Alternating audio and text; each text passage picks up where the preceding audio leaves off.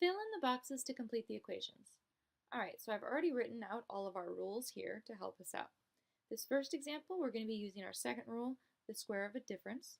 So we have our a and our b here. We have a squared, 2ab, and b squared.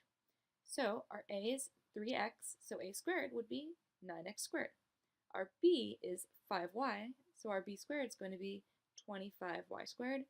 And when we multiply 2 times a times b, we get 2 times 3 times -5, and that gives us -30. Here, we're going to be using our first rule, the square of a sum. So we have 9x squared. Working backwards, we can see that that would be 3x, because 3x squared would give us 9x squared. Working backwards from this one, we can see that this coefficient will be 6, because 6y squared gives us 36y squared. To find this coefficient, which would be 2ab, we multiply 2 times a times b, so 2 times 3 times 6, which gives us 36. All right, we're going to be using our second rule here for this one. Working backwards from 121x squared, we can see that this is going to be 11, because 11x squared would be 121x squared. And then this is a little more complicated. We're given, so this is a squared, this is -2ab, and this is b squared.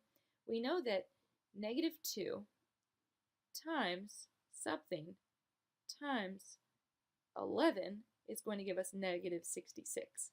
So as we can see, that would be 3, because -2 times 3 would give us -6, times 11 would be -66. So we know that this would be 3. And then 3 squared would give us 9 over here.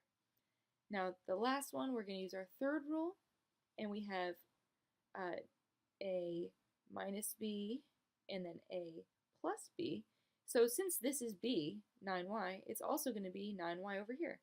And since this is a, 12x, it's also going to be 12x over here. And then all we have to do is square a squared. So 12x squared gives us 144x squared minus 9 squared gives us 81.